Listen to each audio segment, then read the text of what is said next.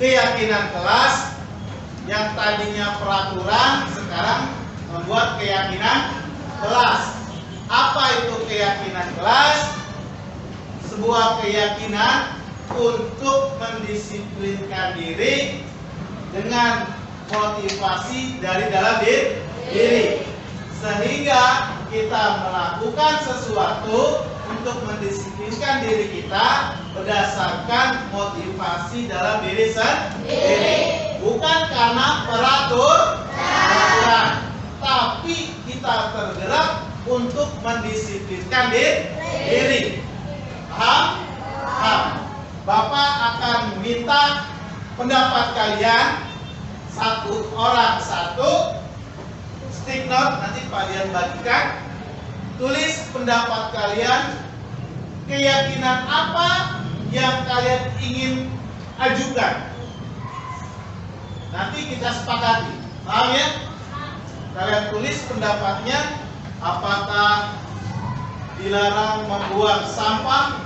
Paham? Baik, Bapak akan bagikan nih. Pakai pulpen saja ya.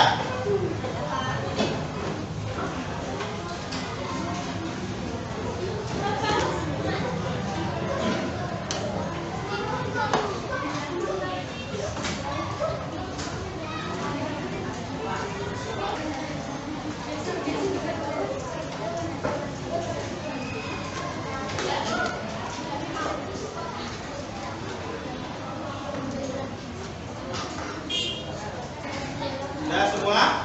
Belum ya?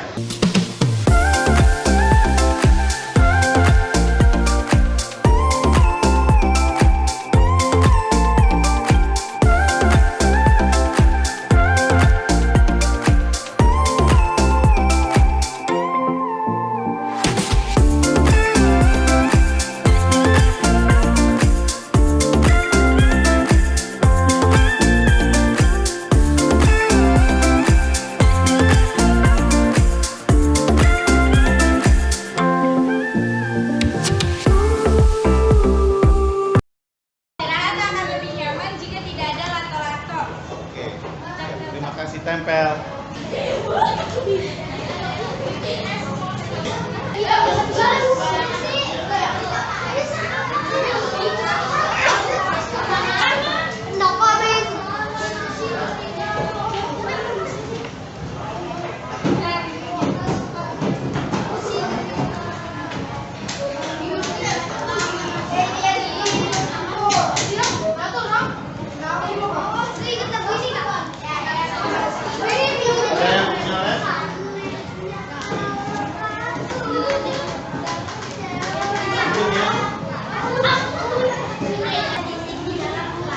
Tidak berisik di dalam kelas.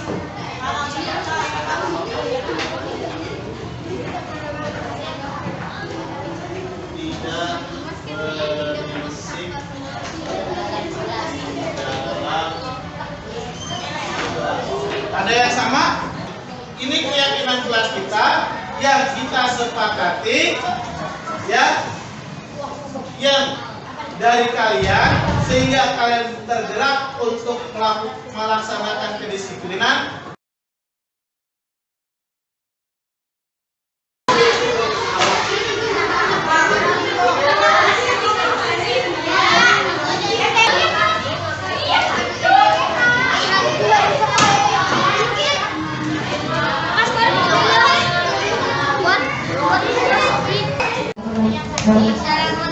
Saya akan menyampaikan hasil diskusi kelompok saya. Dimas, Fadli, Hafiz, Badar, Fernan, Kafka. Guru tugasnya mengajar murid, mendidik murid, memberi tugas kepada murid. Guru tugasnya bukan merapat siapkan. Assalamualaikum warahmatullahi wabarakatuh. Saya dari kelompok 3 ingin membacakan tugas-tugas guru dan murid. Saya dari kelompok Gilang, Gali, Sabil, Badin, Rangga, dan Ahmad. Guru tugasnya mengajar, memberikan nilai. Murid tugasnya belajar, mengerjakan PR. Murid tugasnya bukan menyakiti murid. Murid tugasnya bukan bolos, tidak mengerjakan PR. Wassalamualaikum warahmatullahi wabarakatuh.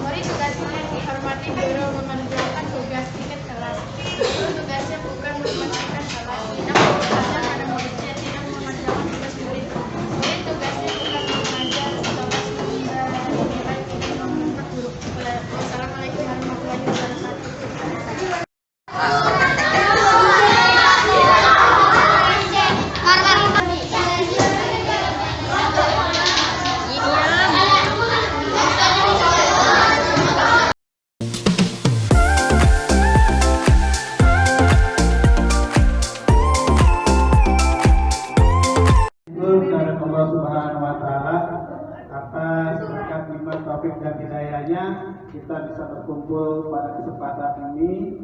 Saya mohon izin kepada Bapak Ibu semua untuk mengikuti seminar sosialisasi tentang budaya positif yang insya Allah saya bawakan dengan maksud dan tujuan berbagi, bukan menggurui, tapi berbagi, bertukar pikiran. Baik, kita lanjutkan. Menurut Ki Hajar Dewantara yang kita sering dengar semboyannya, Ingat so sungguh ingin mangkaso kusuk kukuri andayani ingat so sungguh kita di depan ing magia mangun kusuk kita di tengah kukuri andayani kita di belakang. Namun dalam pemikiran beliau, pendidikan adalah tempat bersemainya benih-benih budaya. Maka di sini budaya apa yang dimaksud? Tujuannya untuk apa? Sesuatu yang dicanangkan pada saat ini tentang pendidikan di Indonesia, yaitu pencapaian tujuan profil pelajar Pancasila. Apa tuh? Ada berapa komponen? Bu Tuti? 6 ya? Keimanan dan ketakwaan. Terus? Mandiri.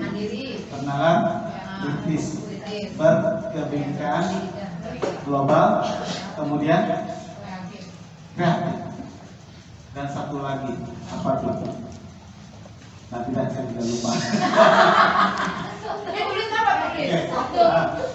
Baik, di dalam buku Ki Hajar Dewantara yang pertama, kita itu sebagai guru adalah sebagai petani. Enggak bedanya seorang petani. Nah, di sini kita membuat padanan kata ini sesuai dengan apa yang disampaikan di Hajar Dewantara. Tanah itu sama dengan sekolah, petani sama dengan guru, merawat sama dengan pendidik. Kok bisa begitu? Menurut padi, supaya padi itu tumbuh subur, maka kita harus merawatnya, betul? Apa yang harus kita rawat? Tanahnya supaya subur. Bagaimana? Diberi pupuk, diberi pupuk, dikeburkan, kemudian diberi bibit, pupuk, disiram dan dirawat. Meskipun bibitnya itu jelek, tapi kalau kita rawat dengan baik, maka akan tumbuh subur dan bagus. Betul? Sepakat? Begitu juga dengan kita sebagai guru. Murid itu sebagai padi, kita petani sebagai guru merawat murid supaya anak murid itu tumbuh dengan baik sesuai dengan kodratnya. Itu dia kita sebagai petani. Tujuannya apa? Pendidikan supaya kita dapat merawat padi murid dengan tumbuh yang baik. Kita harus menciptakan lingkungan positif yang terdiri dari warga sekolah yang saling mendukung, saling belajar, saling bekerja sama, sehingga tercipta kebiasaan-kebiasaan baik. Dari kebiasaan-kebiasaan baik akan tumbuh menjadi karakter-karakter baik warga sekolah. Pada akhirnya karakter-karakter dari kebiasaan-kebiasaan baik akan membentuk sebuah budaya positif. Murid, bagaimana guru menyelesaikan suatu permasalahan atau konflik antar murid? Suasana atau budaya yang berkembang di sekolah kita secara tidak langsung menjadi sebuah cermin dari tujuan mulia atau nilai-nilai yang sekolah atau institusi kita anut dan kita yakini selama ini.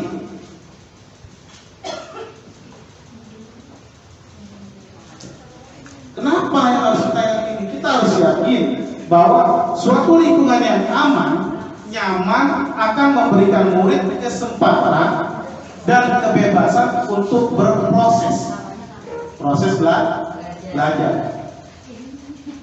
Membuat kesalahan pasti, belajar lagi, sehingga mampu menerima dan menyerap suatu pembelajaran Perlu diingat, selama seseorang merasakan tekanan-tekanan dari lingkungannya, maka proses pembelajaran akan sulit terjadi. Berarti lingkungan kita itu harus aman, sehingga proses pembelajaran sesuai dengan tujuannya akan tercapai. Lingkungannya seperti apa yang aman? Ya, lingkungan seperti apa? Dalam rangka menciptakan lingkungan positif, salah satu strategi yang perlu kita tinjau kembali adalah penerapan disiplin di sekolah kita. Apa yang terbayang di pikiran kita tentang disiplin? Tepat waktu. Ada lagi? Rajin. Ada lagi? Tanggung jawab. Ada lagi? Apa kira-kira? Kesadaran. Ada lagi? Bertutur kata yang rapi, Pak. Bertutur kata yang sopan gitu ya Pak ya. Mari kita dalami tentang disiplin yang dimaksud di sini. Ya. Teori kontrol menurut Dr. William Glasser. Ilusi guru mengontrol murid. Ilusi bahwa semua penguatan positif efektif dan bermanfaat. Ilusi bahwa kritik dan membuat orang merasa bersalah, nah gitu ya, dapat menguatkan karakter. Ada yang mencuri, ada yang mencuri uang temannya, lalu dipanggil anaknya. Kamu tahu apa yang kamu lakukan? Gitu kan? Jadi anak itu diintimidasi sehingga anak itu merasa bersalah. Tanpa kita mengetahui apa sih, mengapa alasan mereka itu mengambil uang orang. Nah, gitu ya. Nah, ini nanti kita masuk kepada materi restitusi, gitu ya. Jadi ini sebuah ilusi sebenarnya menurut teori kontrol. Pakai R ya, Bu ya. Pakai R. R-nya jangan hilang. Atau lagi kita.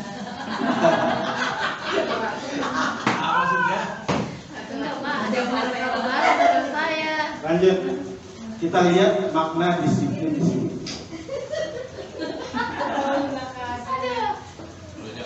Ketika mendengar kata disiplin, yang terbayang di benak kita adalah yang terlintas di pikiran kita. Kebanyakan orang menghubungkan kata disiplin dengan tata tertib, aturan dan kepatuhan pada peraturan. Kita lanjutkan. Disiplin yang dimaksud di sini adalah yang kita pahami dihubungkan dengan sebuah hukuman. Siapa yang melanggar disiplin itu yang melanggar hukum, yang mendapatkan hukuman. Padahal itu berbeda, karena belajar tentang disiplin positif tidak harus dengan memberikan hukuman. Justru itu adalah salah satu alternatif terakhir, atau mungkin tidak perlu digunakan sama sekali hukuman tersebut. Kalau berdasarkan makna disiplin menurut Ki Hajar Dewantara. Dalam budaya kita, makna kata disiplin dimaknai menjadi suatu yang dilakukan seseorang pada orang lain untuk mendapatkan kepatuhan. Kita cenderung menemukan kata disiplin dengan ketidaknyamanan. Anak-anak tidak mengerjakan PR, kita setrap atau kita hukum, sehingga anak-anak merasa tidak nyaman. Maka kemungkinan sekali anak-anak itu akan mengulang kembali hal tersebut karena tidak tahu dari dia melanggar disiplin, hal apa yang telah dia hilangkan untuk mereka sendiri, bukan untuk mendapatkan hukuman. Jadi kita kembalikan apa yang mereka hilangkan jika mereka tidak disiplin. Sampaikan adalah tujuannya adalah untuk mengacu apa yang dicanangkan pemerintah pada saat ini adalah profil pelajar Pancasila, beriman bertakwa kepada Tuhan Yang Maha Esa, mandiri, bernalar kritis, berpendidikan global, bergotong royong dan kreatif. Ini tujuan kita saat ini. yang kita digembor-gemborkan oleh pemerintah melalui sekarang sudah terimplementasikan sebagian kurikulum merdeka.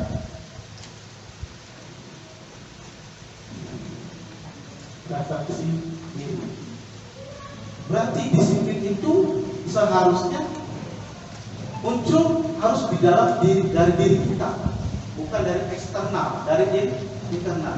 Sehingga mereka akan menerapkan kedisiplinan itu karena memang ada rasa semangat, tergerak itu ada rasa semangat, senang, karena termotivasi dalam diri sendiri, bukan karena dari aturan yang diterapkan. Bu Novi. Apakah Anda datang tepat waktu karena tidak ingin ditegur, kemudian mendapatkan surat peringatan, atau ingin mendapatkan pujian atau penghargaan sebagai karyawan atau guru berprestasi, atau Anda ingin menjadi orang yang menghargai waktu, menghargai diri Anda sendiri sebagai teladan bagi murid-murid? Anda akan merasa karena Anda percaya tindakan Anda sebagai guru akan dicontoh oleh murid-murid Anda. Jadi kedisiplinan kita ini diukur dari apakah faktor eksternal, apa faktor internal dalam diri kita. Ketika kepala sekolah tidak ada di tempat, misalkan, apakah kita tetap datang di pagi hari atau Tetap. gitu ya? Ya, ini nggak usah dijawab. Atau karena ada kepala sekolah yang datang lebih dulu.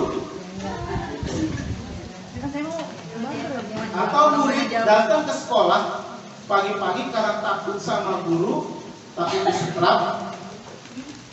Karena itu aturan guru kan, betul? Aturan kelas.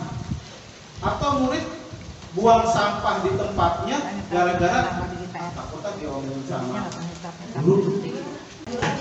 Bila di sekolah kita tidak ada peraturan yang mengharuskan guru datang tepat waktu dan tidak ada surat teguran bagi guru terlambat dan tidak ada atasan yang memuji Anda, apakah Anda akan tetap datang tepat waktu untuk mengajar murid-murid Anda? Ya. Tidak usah dijawab. Tidak usah dijawab. Ini kan refleksi diri. Sebagai seorang pendidik, saat Anda perlu hadir di suatu pelatihan, motivasi apa yang mendasari tindakan Anda? Karena memang seorang kepala sekolah, apakah ini benar atau bagaimana? Apakah Anda hadir karena kita ingin tegur? Anda ingin dilihat dipuji? Anda ingin menjadi pembelajar sepanjang hayat? Manakah motivasi yang paling kuat mendasari tindakan kita? Anda, kita, berarti ada saya ya. Ini tulisannya copy paste dari itu. Ini motivasi kita. Kita harus motivasi menurut dia dosen. Untuk menghindari ketidaknyamanan atau hukuman. Ada 3 motivasi atau perilaku manusia sehingga mereka melakukan sesuatu berdasarkan peraturan. Berdasarkan apa ya? Yang pertama, mereka melaksanakan kedisiplinan karena untuk menghindari ketidaknyamanan atau hukuman. Ada nggak boleh buat PR? Tapi susah sama guru. Jadi ada pasti ya. Ada. Banyak. Untuk mendapatkan imbalan atau penghargaan dari orang lain, kita memberi perhatian untuk dapat sertifikasi buat naik pangkat, gitu kan? Ya. Itu saya. Betul. Ya salah satunya ya, gitu kan? Iya. Untuk mendapatkan imbalan atau penghargaan dari orang lain. Yang ketiga, untuk menjadi orang yang mereka inginkan dan menghargai diri sendiri dengan nilai-nilai yang mereka percaya. Ini antara hukuman dengan konsekuensi. Ada yang bisa? Apa itu hukuman? Apa itu konsekuensi?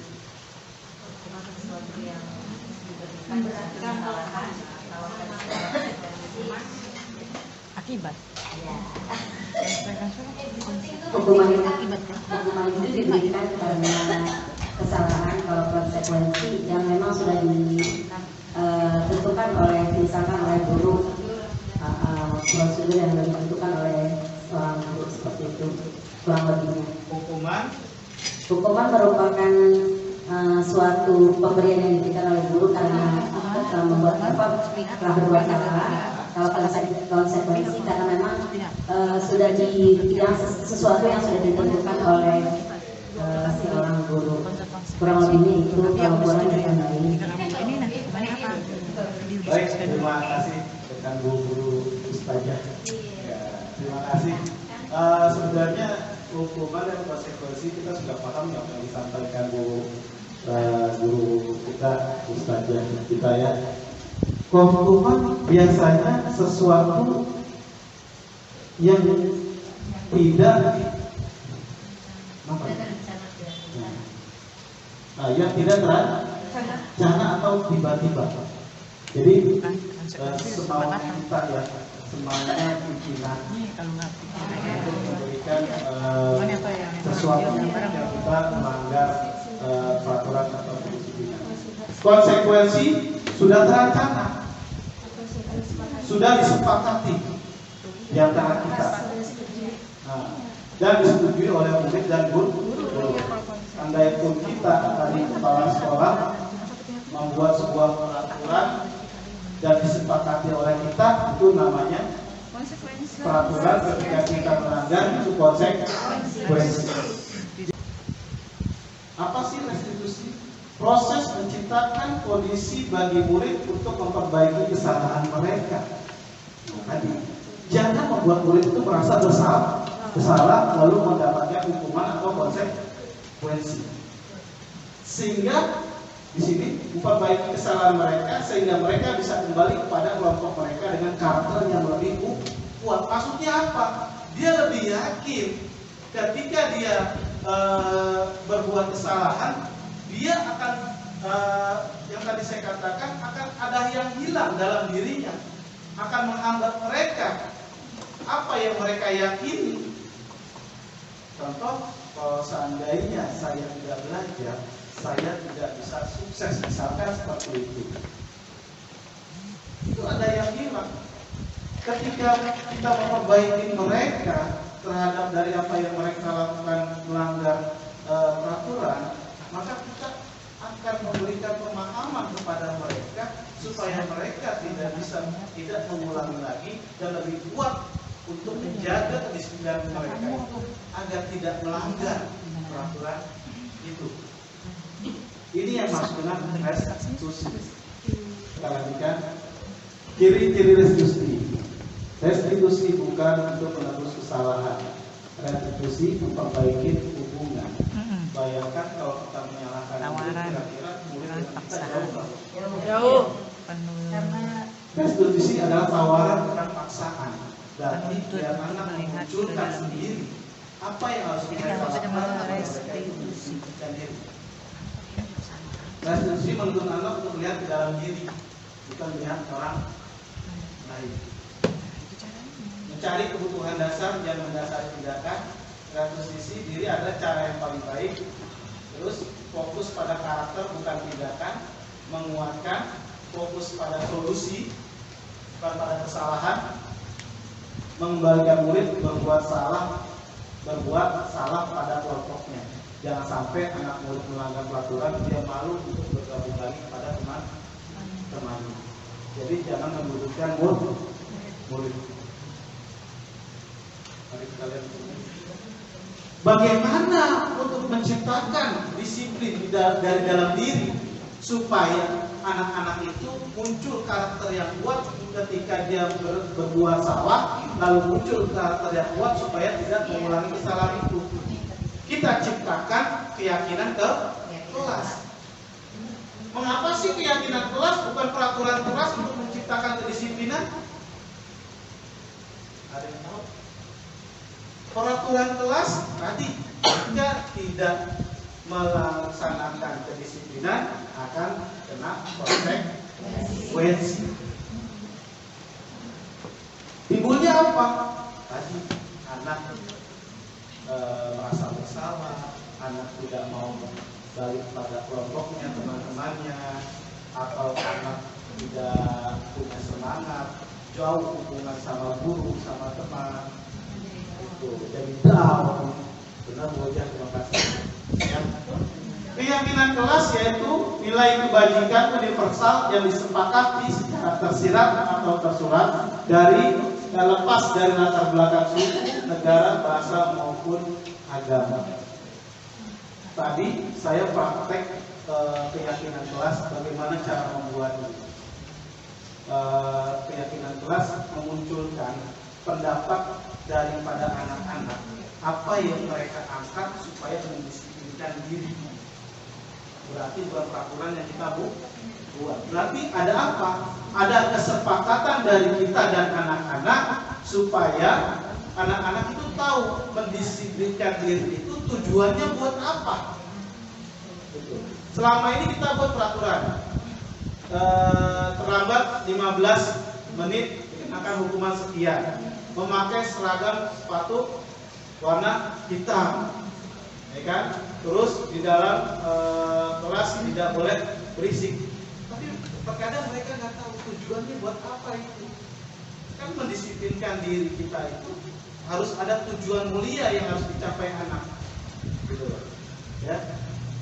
Tidak boleh ngata-ngatain orang tua, kan gitu kan. Peraturan kita ubah menjadi sebuah keyakinan kelas yang disepakati oleh warga kelas, guru dan murid. Kalau pendapat murid kan kalimatnya tidak berisik di dalam kelas misalkan, kita ubah menjaga ketenangan di dalam kelas. Kita buat itu suatu hal kalimat yang positif. Keyakinan seseorang akan lebih memotivasi seseorang dari dalam. Seseorang akan lebih tergerak. Nilai-nilai itu harus dari dalam, sehingga mereka akan tergerak dan bersemangat untuk menjalankan keyakinan. Kita lihat sedikit. Nilai-nilai kebajikan akan memberikan keyakinan seseorang, akan lebih memotivasi seseorang dari dalam. Seseorang akan lebih tergerak dan bersemangat untuk menjalankan keyakinannya daripada hanya sekedar mengikuti serangkaian peraturan tertulis tanpa makna. Ya, kita punya peraturan, lalu anak-anak mentaati, tapi anak-anak tidak tahu tujuan dari peraturan itu apa. Dia hanya tahu mendisiplinkan, hanya tahu itu saja. Murid-murid pun demikian, mereka perlu mendengarkan dan memahami arti sesungguhnya tentang peraturan-peraturan yang diberikan. Apa nilai-nilai kebajikan di dalam peraturan tersebut? Apa tujuan utamanya? Dan menjadi tidak tertarik atau takut sehingga hanya sekedar mengikuti serangkaian peraturan-peraturan yang mengatur mereka tanpa memahami tujuan mulianya. Di kelas saya praktek tadi membuat keyakinan kelas sesuai dengan apa yang di dalam modul. Jadi curah pendapat anak-anak saya ambil dengan stick note, saya bagikan kepada anak-anak tulis apa yang ingin mereka angkat untuk mendisiplinkan diri di kelas. Anak-anak menulis, kemudian anak-anak menempelkan di depan papan tulis. Di dalam tempelan itu kita kategorikan yang tidak piket, tidak boleh kabur saat piket misalkan gitu kan. Terus tidak boleh mencoret-coret meja dan dinding. Itu kita kelompokkan. Itu berdasarkan kebersihan, ya kan? Itu ini namanya kerapihan. Itu kita kelompokkan. Dari curah pendapat anak-anak kita ubah menjadi sebuah keyakinan kelas dengan kalimat positif.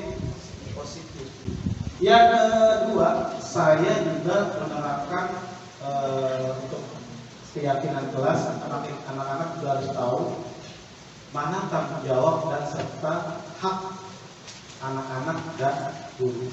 Anak-anak saya diskusikan, saya kelompokkan.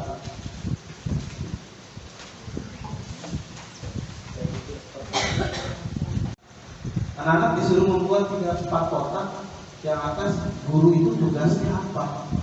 Anak-anak yang berpendapat. Terus guru tugasnya bukan, nah gitu kan?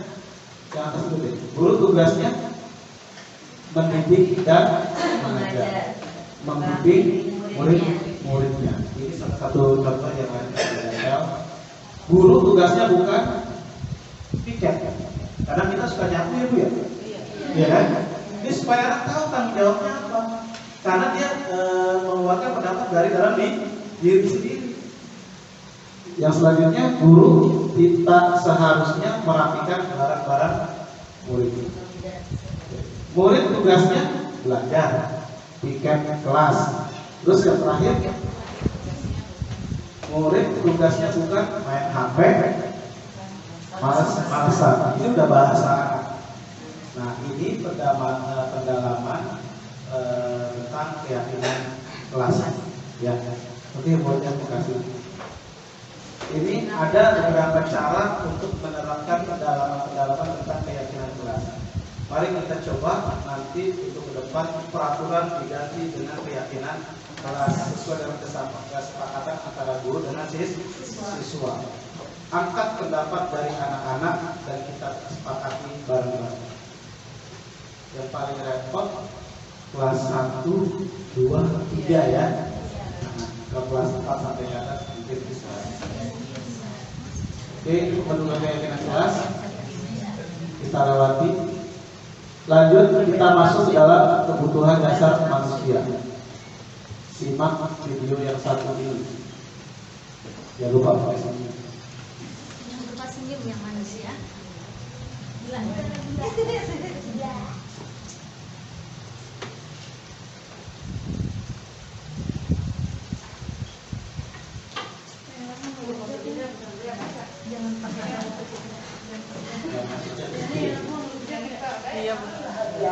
Dari Bapak Ibu hebat dalam penerapan disiplin positif ekspresi. Salah satu program yang dikembangkan adalah posisi kontrol. Lima posisi kontrol adalah proses perjalanan seorang pendidik agar dapat mengenali dirinya. Pada video kali ini kita akan membahas tentang 5 posisi kontrol yang dikembangkan oleh gaya dosen dan contoh penerapannya.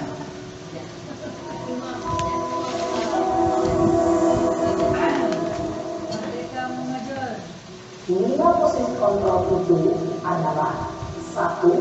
Posisi penghukum, 2. Posisi pembuat merasa bersalah, 3. Posisi teman, 4. Posisi pemantau atau monitor, dan 5. Posisi manajer. Untuk lebih memahami kelima posisi tersebut, mari kita saksikan kasus Narem yang terlambat hadir 20 menit di sekolah dan melihat bagaimana kelima posisi kontrol dalam menghadapi masalah tersebut.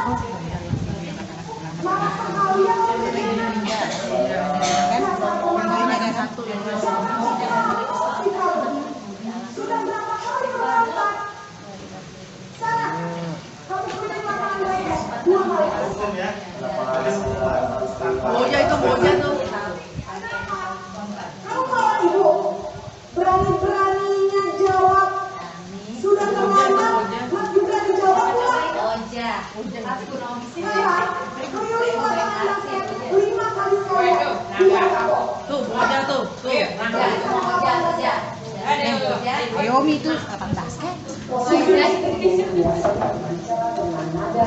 Nah, menunjuk-nunjuk dalam bentak. berupa fisik maupun psikis. Ibu dan bapak guru dampaknya terjadi pada murid ketika guru berada pada posisi pendukung. Ada guru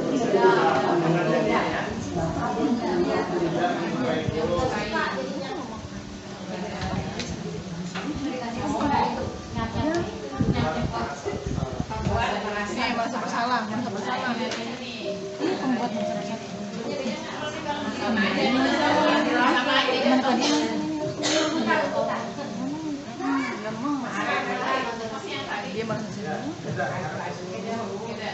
Selamat pagi, Bu. Kamu kenapa terlambat lagi, nak? Ya, Naren. Kamu senang ya bikin ibu susah ya? Nah, tuh. Kalau kamu terlambat lagi, nanti ibu yang ditegur bapak kepala sekolah, ya. Merasa bersalah. Bisa bilang kamu. Duh, gimana ini? Maaf, Bu. Duh, Gusti Naren. Kamu suka ya kalau ibu ditegur bapak kepala sekolah? Terus, kamu harus bisa apa yang disuruh absen? Ini kamu sudah sering terlambat dong. Ibu harus apa coba? Maaf, Bu. Maaf sekali. Ya sudah, lain kali nanti keputusan lainnya ya. Ibu tidak akan kuat lagi kalau kamu begini terus. Bisa jatuh lagi.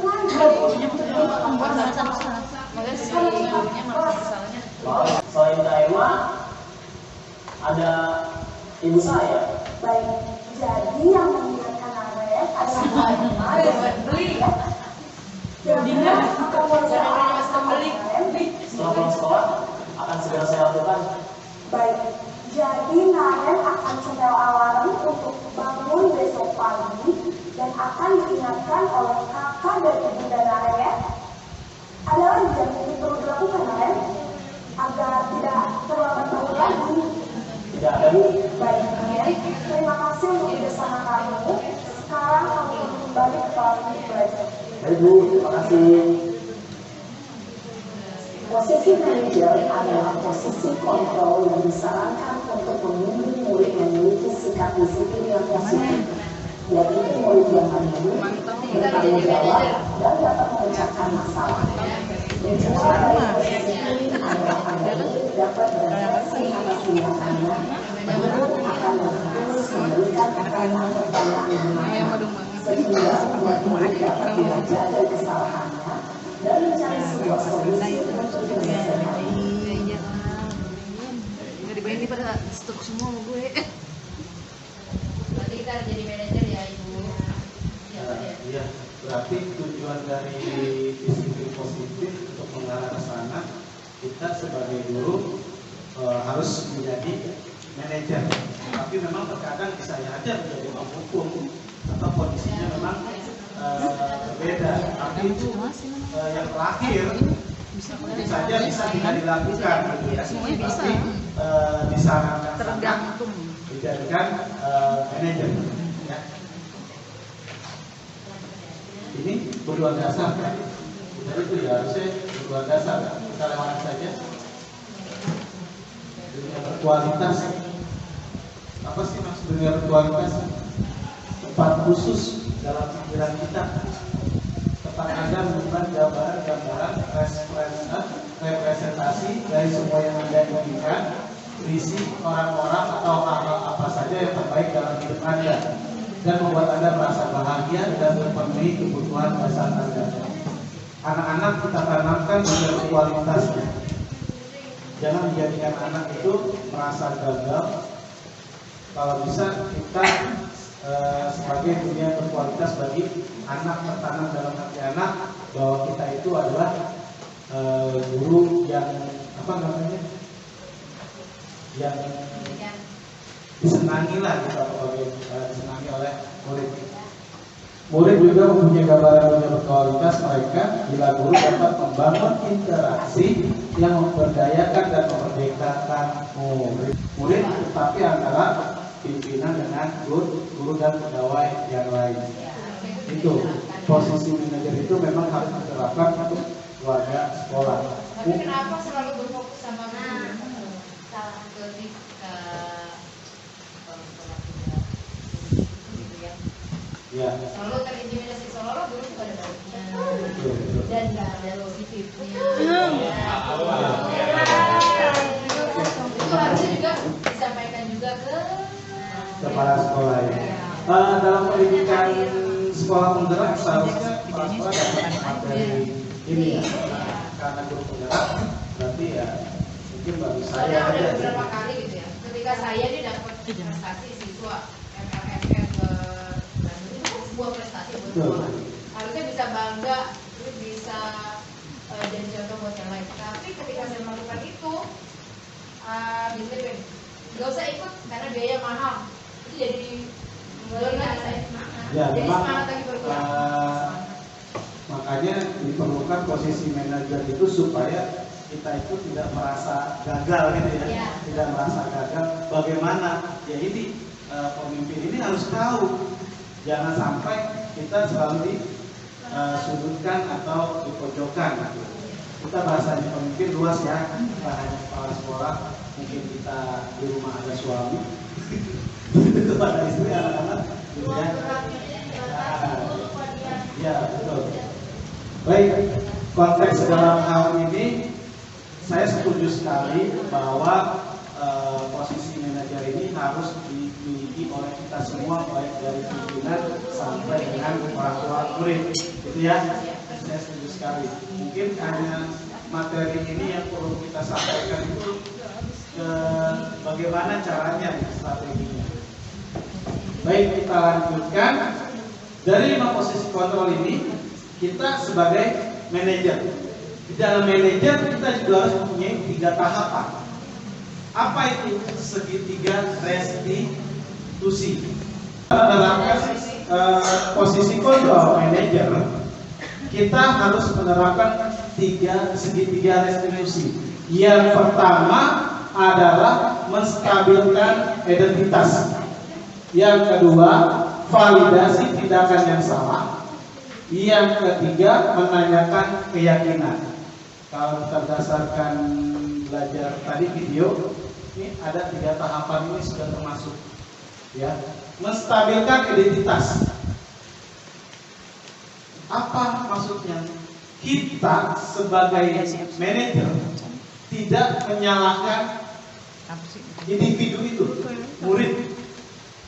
Jadi menstabilkan identitas, setiap orang pasti pernah melakukan salah termasuk kita, gitu ya. Jadi anak-anak tidak merasa bersalah, tidak merasa gagal. Kamu bukan satu-satunya yang pernah melakukan ini, berarti masih dalam medan kita ya. Jadi anak nggak merasa gagal, nggak merasa down. Berarti kita sama, gitu. Itu menstabilkan identitas. Yang kedua, validasi tindakan yang salah. Validasi maksudnya apa? Tadi anak-anak bangun kesiangan terlambat, jangan menjustis anak itu langsung salah. Tapi tanyakan dulu, pasti anak terlambat atau tidak membuat PR punya alasan. Kita tanyakan itu. Kamu tentunya punya alasan mengapa melakukan itu. Adakah cara yang lebih efektif untuk mendapatkan apa yang kamu butuhkan? Mencuri karena lapar. Alasannya karena lapar, nggak mungkin uangnya belum cair atau uangnya duit gitu kan? Oh, aja belum gajian katanya. Jadi jangan mencurinya ini yang difokuskan, tapi alasannya apa? Itu yang kita angkat supaya mereka tidak mengulangi kesalahan-kesalahan. Yang ketiga, menanyakan keyakinan. Artinya menerapkan keyakinan ke dalam diri anak supaya anak itu termotivasi untuk melaksanakan kedisiplinan itu. Jadi keyakinan, kamu ingin menjadi orang seperti apa? Kalau anak tidak mengerjakan PR, keyakinan apa yang harus kita tanyakan kepada anak? Kira-kira kalau kamu tidak belajar di rumah, apa yang kamu dapatkan?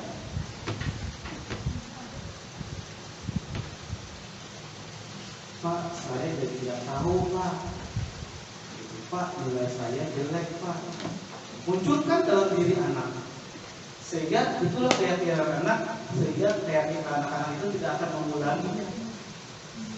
Beda dengan kita tekan besok-besok, anak-anak akan mengulanginya.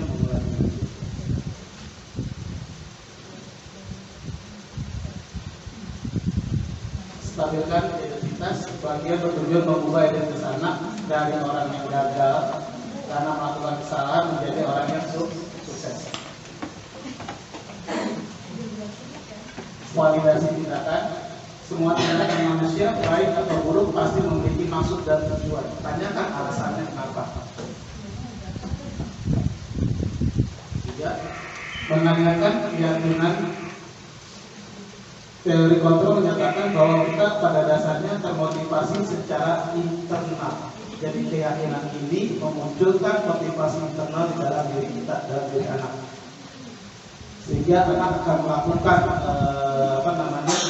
keyakinan-keyakinannya untuk mendisiplinkan dirinya tanpa tergerak atau terdorong terpaksa dari pihak lain. Jadi atas inisiatif dari dalam diri. Yang terakhir, terima kasih. Tapi sebagai manajer ya. Salam dan bahagia ibu dan bapak guru hebat. Pada video kali ini kita akan membahas tentang salah satu program disiplin positif yang diterapkan di lingkungan sekolah yang dikenal dengan nama restitusi.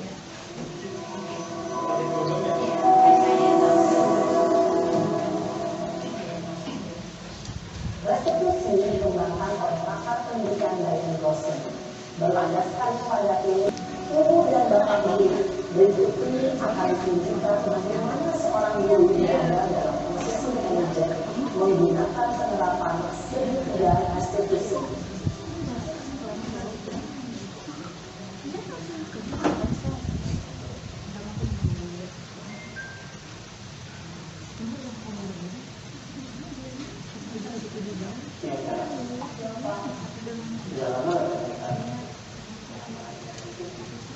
Coba banget. Masa aku dikatain waktunya, Pak? Ya aku marah lah. Aku udah dikatain mereka di depan kelas. Coba banget. Oh gitu.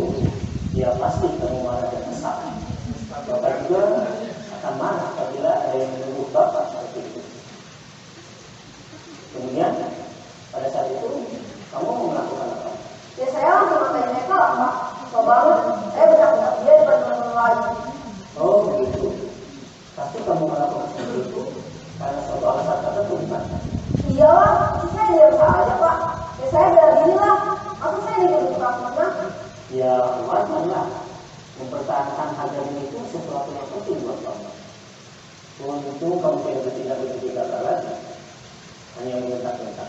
Iya, Pak. Untung saya masih bersabar dan hanya mengucap saja. Sudah gemes padahal saya pasti dari itu lah. Ya pasti ya. Tapi kamu memilih untuk tetap bertahan dan bersabar. Kamu memilih untuk tidak berbuat lebih parah lagi. Iya. Nah, sekarang coba kita lihat lagi. Tindakan kamu yang menetap-netap di kelas. Tindakan kamu itu kira-kira sesuai dengan keyakinan kelas atau prinsipal tidak? Enggak lah, Pak. Capek, Pak, jadi marah. Jadi keyakinan atau prinsip mana yang kurang sesuai dengan keinginan kamu? Ya, saya sebenarnya sangat menghargai orang lain. Mungkin saat itu saya menjadi emosi, jadi tidak mengikat surat itu. Kamu meyakini tidak? Menghargai orang lain itu penting buat kamu. Masih panjang, kita lakukan saja.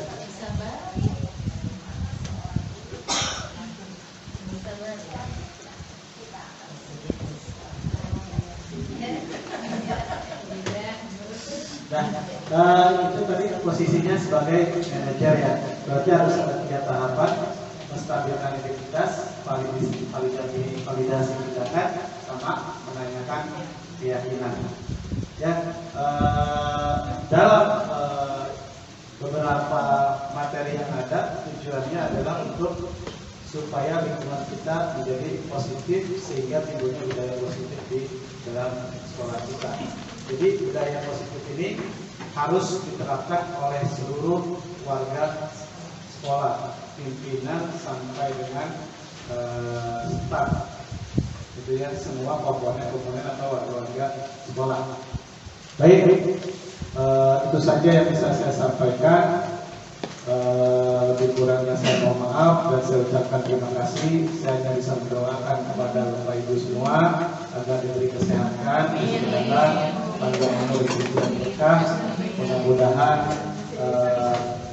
sedikit dan kurang peraturan ini menjadikan kita, mudah-mudahan sebagai ganjaran kita untuk melakukan sesuatu yang terbaik, yang tujuannya untuk anak didik kita. Untuk itu sekali lagi saya ucapkan terima kasih. Mohon maaf yang sebesar-besarnya telah menunda meminta waktu sedikit dari Bapak Ibu sekalian. Saya ucapkan terima kasih. Assalamualaikum warahmatullahi wabarakatuh.